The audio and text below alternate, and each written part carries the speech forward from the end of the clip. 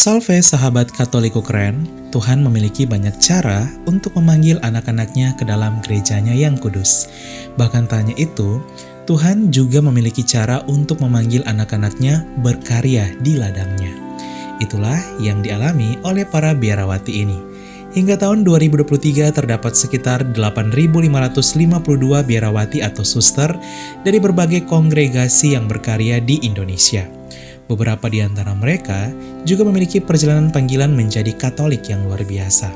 Sahabat Katoliku keren, inilah kesaksian 7 suster dari keluarga muslim yang terpanggil menjadi biarawati Katolik, yang kesaksian mereka dibagikan di berbagai akun media sosial. 7. Suster Sriyani HK. Suster Sriyani HK merupakan salah satu biarawati dari kongregasi suster-suster belas kasih dari Hati Yesus yang Maha Kudus. Melalui akun channel YouTube bernama Suster Hati Kudus HK, Suster Sriyani membagikan perjalanan panggilannya yang begitu menyentuh. Terlahir dari keluarga muslim asal Lampung Tengah, Provinsi Lampung, Suster Sriyani lalu terpanggil berpindah agama menjadi Katolik usai dibaptis pada tahun 1966. Ia lalu mendapat nama baptis Maria Magdalena menjadi Maria Magdalena Sriyani. Panggilannya tak hanya terhenti sampai di sini saja. Suster Sriyani lalu menjawab panggilannya menjadi biarawati di kongregasi HK.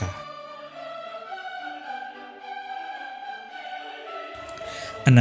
Suster Maria Clarentin, FSGM. Kesaksian Suster Clarentin ini dibagikan oleh channel YouTube Jeff Ndun. Suster Clarentin merupakan suster dari kongregasi suster-suster Fransiskanes dari Santo Georgius Martir atau FSGM.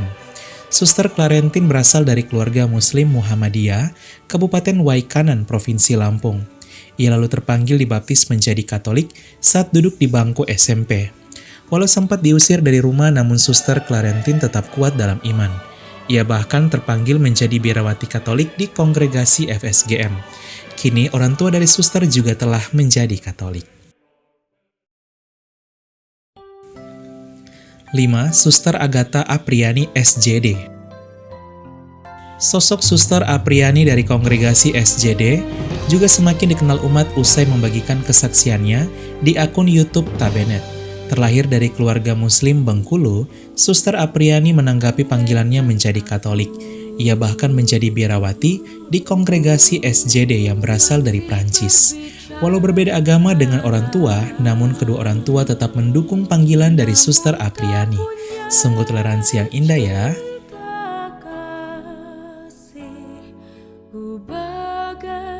4. Suster Maria Mikaela, OP. Sosok Suster Mikaela juga semakin dikenal usai dirinya membagikan kesaksiannya di akun YouTube Tempus Dei Channel. Terlahir sebagai Muslim, Suster Mikaela lalu terpanggil berpindah agama menjadi Katolik, bahkan menjadi biarawati di kongregasi Suster OP atau Ordo Pewarta. Salah satu motivasi Suster menjadi Katolik karena ia rindu untuk mendoakan mereka yang telah meninggal secara Katolik.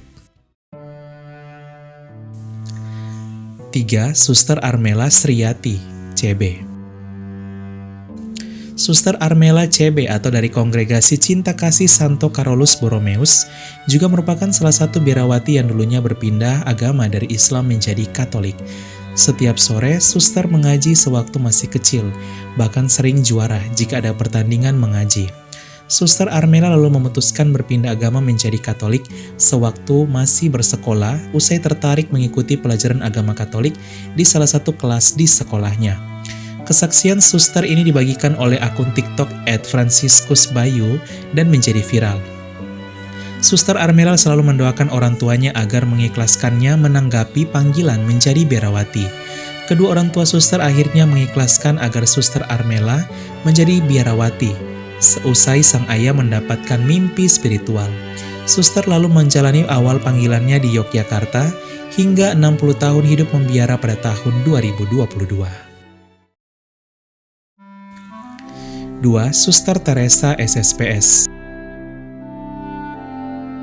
Sosok Suster Teresa dari kongregasi SSPS atau Kongregasi Misi Abdi Roh Kudus semakin dikenal umat usai membagikan kesaksiannya menjadi seorang Katolik. Kesaksian yang telah ditonton lebih dari 182.000 orang di channel YouTube salah satu Romo bernama Ganteng Misionaris ini begitu menyentuh. Suster Teresa berasal dari keluarga Muslim Jawa.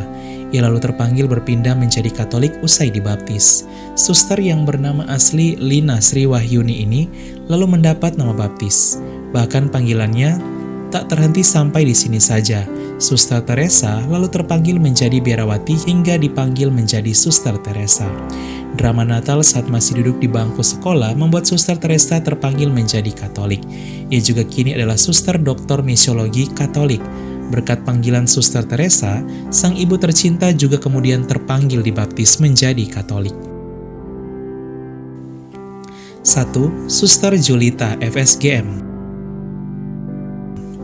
Suster Julita memiliki perjalanan panggilan iman yang juga luar biasa. Suster juga adalah seorang suster TikTokers yang memiliki pengikut di TikTok mencapai hampir 102.000 orang. Berasal dari keluarga Muslim di Bengkulu, Suster Julita lalu terpanggil menjadi Katolik hingga dibaptis dengan nama baptis Julita. Kesaksian Suster Julita ini dibagikan langsung oleh akun channel YouTube Suster Julita langsung. Suster juga pernah bercerita perjalanan panggilannya yang luar biasa ini di channel YouTube Katoliko Keren dalam program Toko Inspiratif. Tak berhenti sampai di sini saja, Suster Julita lalu terpanggil menjadi biarawati usai dibaptis Katolik. Suster Julita kini berkarya di kongregasi FSGM. Sang adik dan sang ibu dari Suster bahkan juga mengikuti panggilan dibaptis menjadi Katolik. Sahabat Katoliko Keren, itulah kisah perjalanan panggilan dari 7 suster dari keluarga Muslim yang begitu menyentuh. Luar biasa ya, semoga kisah perjalanan panggilan mereka menjadi Katolik bahkan biarawati ini menjadi inspirasi iman bagi kita untuk tetap setia dengan iman Katolik dan tetap setia memikul salib kehidupan ini di mana Tuhan senantiasa menyertai kita. Katoliko memang keren, salve! Keluarga kami dibangun dari berbagai bangsa, baik orang tua maupun muda, kaya dan miskin, pria dan wanita, orang yang berdosa maupun yang kudus. Keluarga kami selama berabad-abad telah ada di dunia ini. Dengan rahmat Tuhan, kami membangun rumah sakit dan merawat orang sakit. Membangun panti-panti asuhan untuk membantu orang miskin. Kami adalah organisasi berbasis keagamaan terbesar di dunia memberikan penghiburan bagi mereka yang membutuhkan. Kami mendidik lebih banyak orang dibandingkan organisasi lain. Kamilah yang mengembangkan metode ilmiah dengan pembuktian yang ilmiah juga.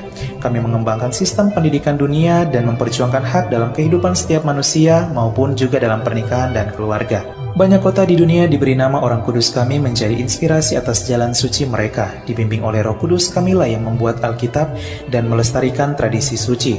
Roh Kuduslah yang masih terus membimbing kami hingga lebih dari 2000 tahun. Kami adalah Gereja Katolik. Dengan jumlah anggota keluarga lebih dari 1 miliar memberikan sakramen sebagai pemenuhan hidup iman Kristiani. Selama berabad-abad kami selalu berdoa untukmu dan juga untuk dunia setiap jam dan setiap hari dalam misa yang kudus. Yesus sendirilah yang mendirikan gereja kami ketika ia mengatakan kepada Petrus, pemimpin gereja Katolik pertama, "Engkau adalah Petrus dan di atas batu karang ini akan kudirikan gerejaku." Selama 2000 tahun kami memiliki garis kepemimpinan yang tak terputus, yang membimbing gereja Katolik untuk mengasihi dunia yang saling melukai di dalam dunia yang dipenuhi kekacauan dan luka. Sungguh meneguhkan jika kami mengetahui bahwa ada yang tetap berada dalam kebenaran sejati yang kuat, yaitu iman Katolik.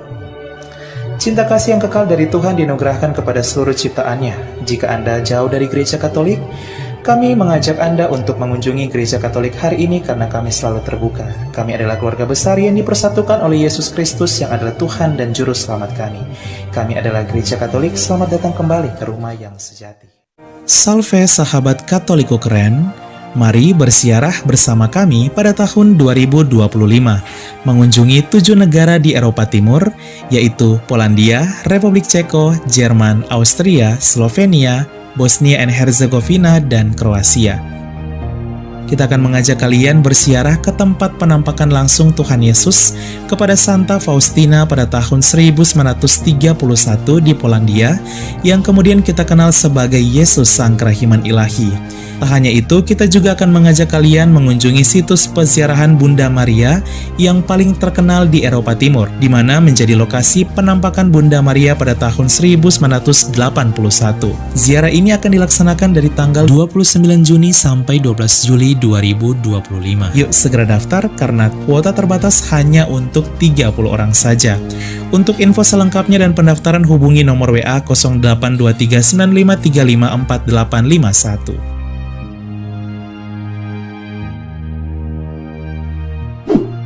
Tahun 2025 adalah tahun yubileum. Pintu suci di 4 gereja basilika utama di Roma akan dibuka, di mana hanya dibuka 25 tahun sekali. Ziarah tahun yubileum ini bersama Katolik Ukren akan dilaksanakan dari tanggal 21 Desember 2025 sampai 7 Januari 2026. Kita akan merayakan Natal 2025 di Bethlehem dan Tahun Baru 2026, juga bersiarah di 2 kota penting bagi umat Katolik dunia sekaligus, yaitu Vatikan dan Yerusalem. Peziarahan Katolik Ukren di tahun yubileum ini akan mengunjungi 9 negara di Eropa Barat dan Tanah Suci, yaitu Swiss, Liechtenstein, Italia, Monaco, San Marino, Vatikan, Israel, Palestina, dan Yordania. Yuk segera daftar karena kuota terbatas hanya untuk 30 orang saja. Untuk info selengkapnya dan pendaftaran hubungi nomor WA 082395354851. Kami tunggu ya sahabat Katolik Ukren bersiarah bersama kami di tahun yubileum yang penuh rahmat. Salve!